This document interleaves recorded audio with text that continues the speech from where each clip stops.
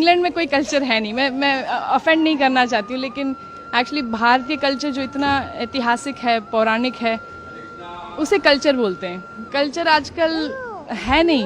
India में भी बहुत तेज़ रफ्तार से गुम हो रहा है कल्चर। हम अभी भी है ऑब्वियसली यहाँ पर, लेकिन एक्चुअली इंग्लैंड में देखा जाए तो अब आजकल बस आधुनिकता में सब पड़े हैं, और उसमें देखा जाए तो माता पिता को रखना, फैमिली यूनिट होना, ये सब बाकी नहीं रहा। अब तो बहुत कम लोग इसमें मानते हैं, तो इसलिए हम वापस आते रहते हैं कि कल्चर थोड़ा महसूस हो। भारत में एक्चुअली आकर ऐसे लगता है कि एक्चुअली अभी भी है कल्चर। सो उसका कोई। इंग्लैंड में रहती हैं, ऐसा इस माटी में क्या है, ब्रज की माटी में, जो आपको बार बार खींच लाता है यहाँ पर? पता नहीं, आप बताइए क्या मैजिक है ठाकुर जी की, क्या मतलब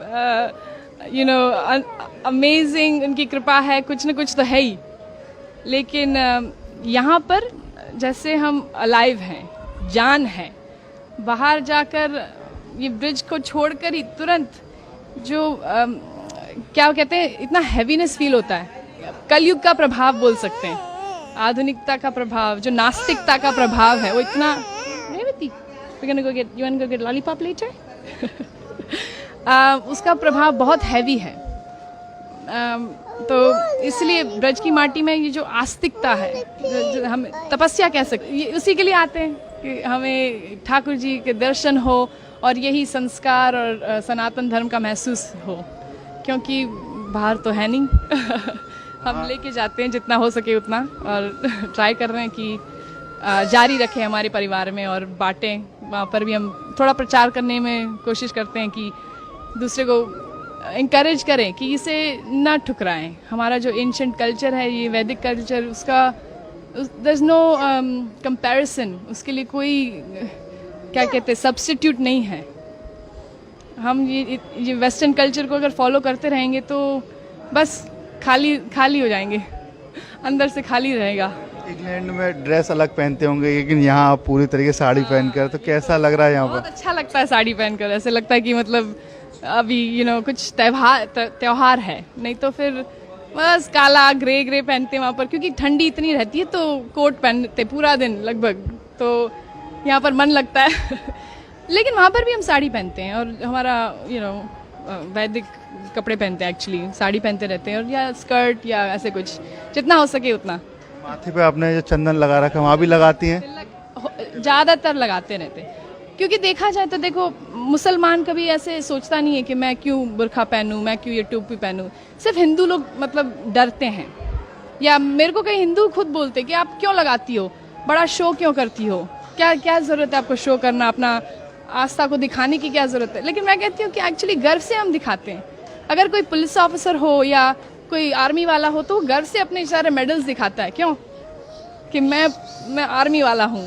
तो हम भगवान के हैं, ये उनका चिन्ह है, उनका मतलब हमने जो समर्पण किया है उनको, ये एक थोड़ा बस हम क्यों ना दिखाएं, गर्व से दिखाएंगे कि हम ठाकुर जी के हैं।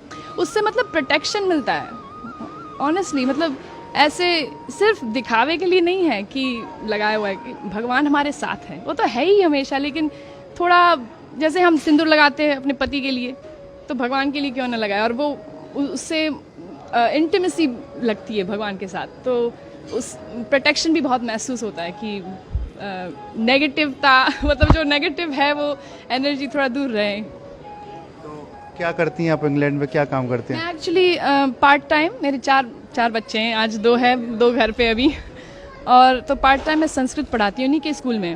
वहाँ पर एक कृष्णा अवंती करके लोकल स्कूल है इंग्लैंड में, और एक्चुअली सरकारी स्कूल है, सरकार पैसे देती है, लेकिन हिंदू फेथ स्कूल है, तो मोस्टली हिंदूज जाते हैं वहाँ पर। और संस्कृत, योगा, सब वेजिटेरियन खाना, 11 एकादशी का खाना होता है वहाँ पर, तो बच्चे लोग वहीं पढ़ते हैं, और मैं वहाँ पर संस्कृत पढ़ाती हूँ उनके प्राइमरी स्कूल में पार्ट टाइम।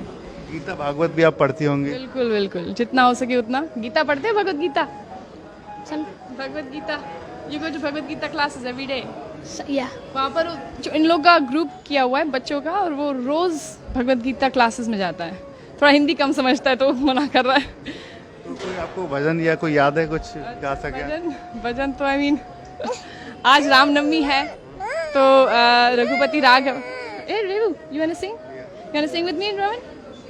रामनवमी है, श्री राम जी को याद करें. सॉरी.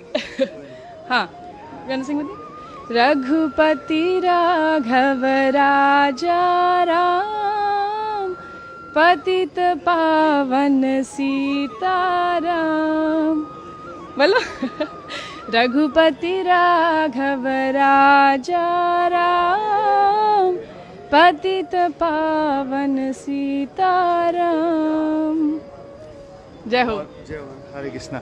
देखिए बात करें इंग्लैंड की, वहाँ बड़ी बड़ी बिल्डिंग है, यहाँ पर सिर्फ धार्मिकता है, तो कुछ अलग लगता है.